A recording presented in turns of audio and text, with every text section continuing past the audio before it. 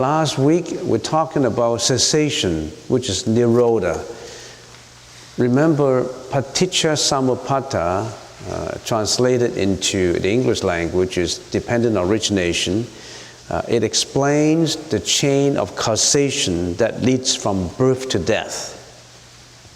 The chain of causation, the 12 links of the chain of causation that leads from birth to death for all sentient beings.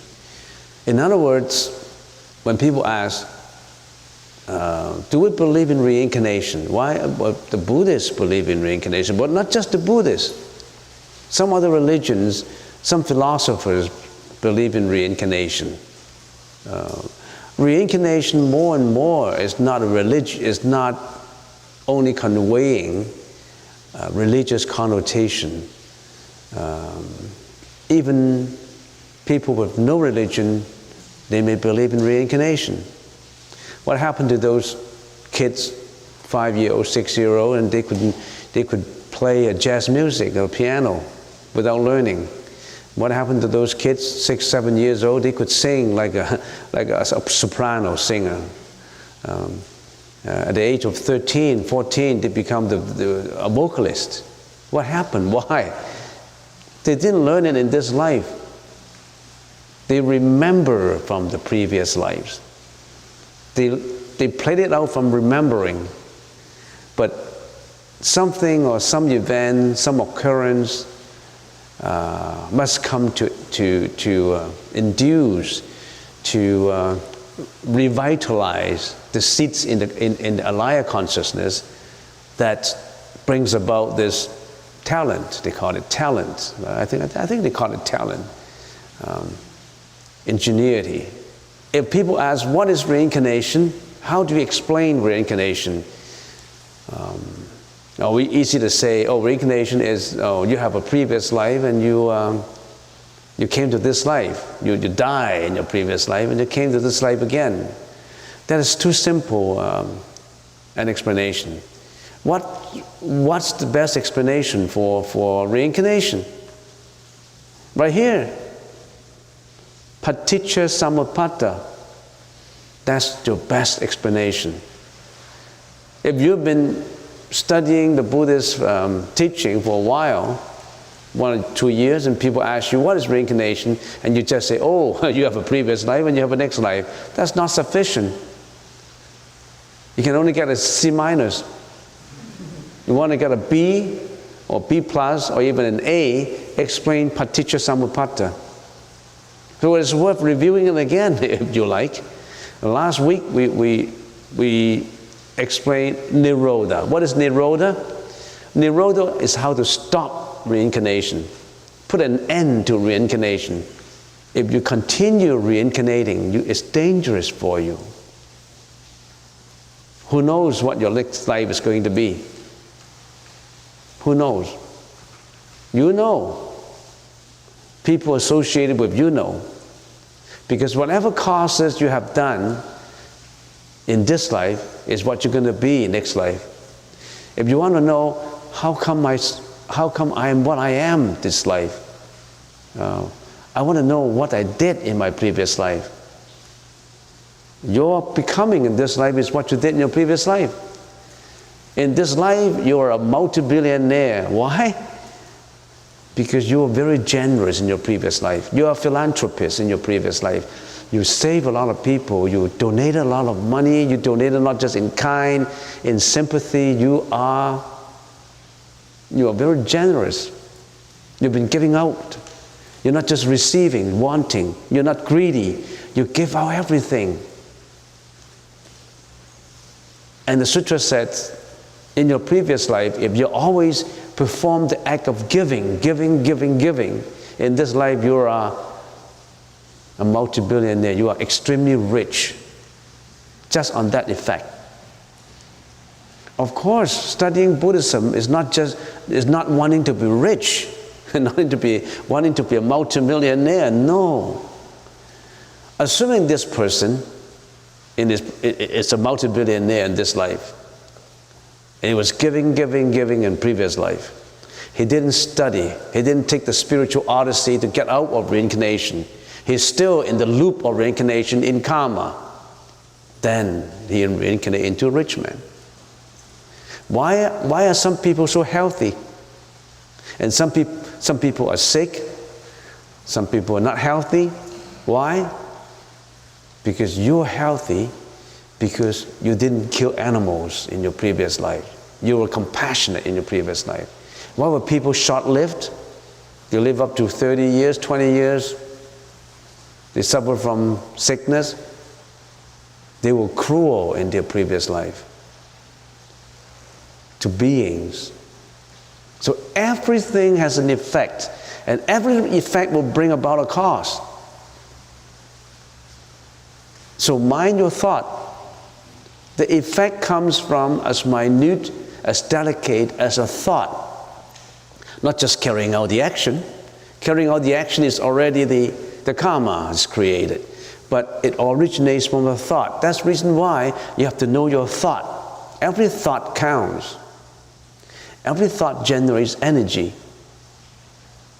So why are we meditating? Why we meditate? We want to make sure that we are in control of every thought. We want every thought to be in the path of enlightenment. We want every thought to be in compassion. We want every thought to be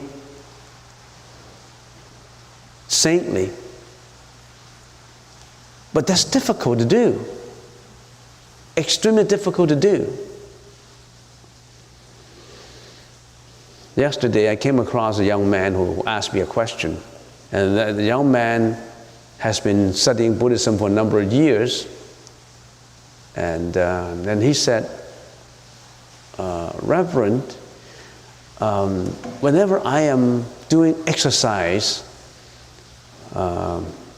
bicycling and swimming, and he's an athlete. He likes exercise. He likes swimming and all kinds of exercise, hiking and all that.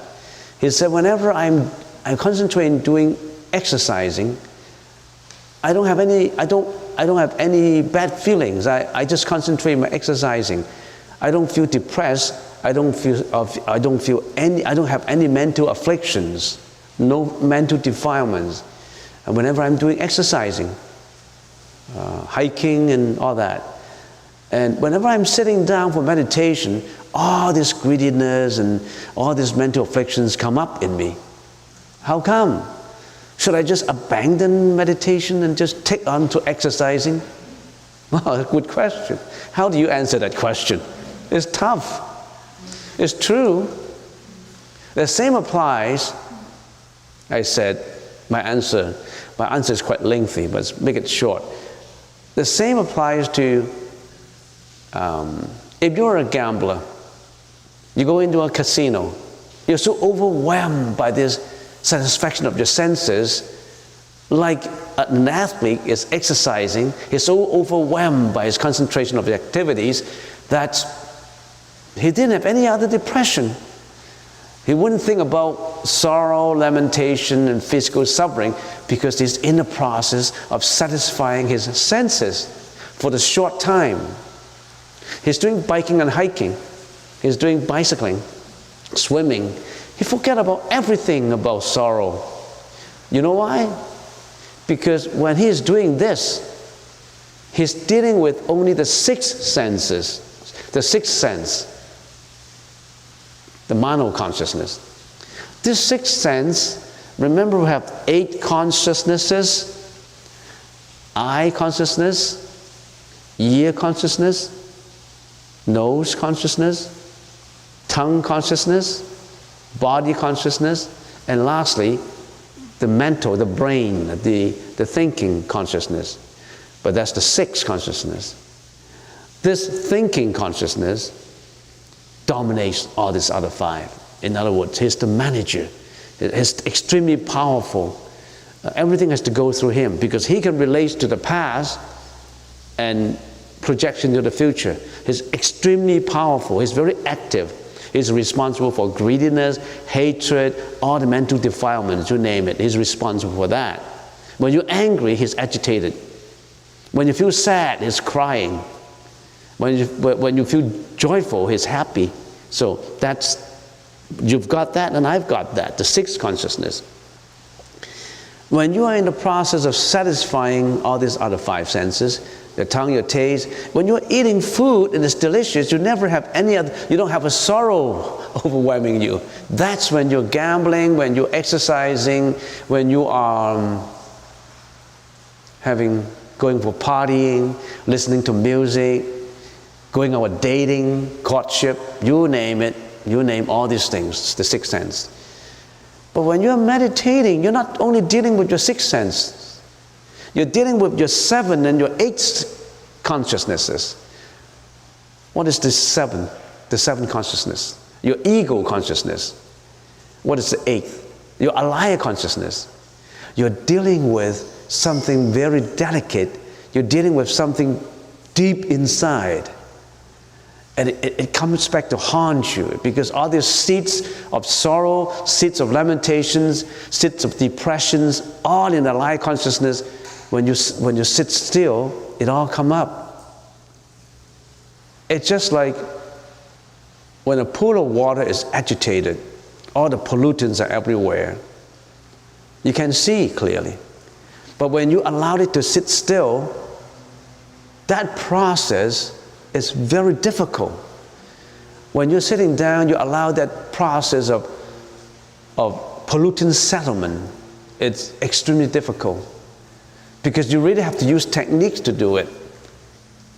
So that's the reason why when you are exercising, when you are gambling, when you are having a fun time listening to music, when you're playing the computer, the iPad, whatever, all these things, all buried in there, your sixth consciousness agitated.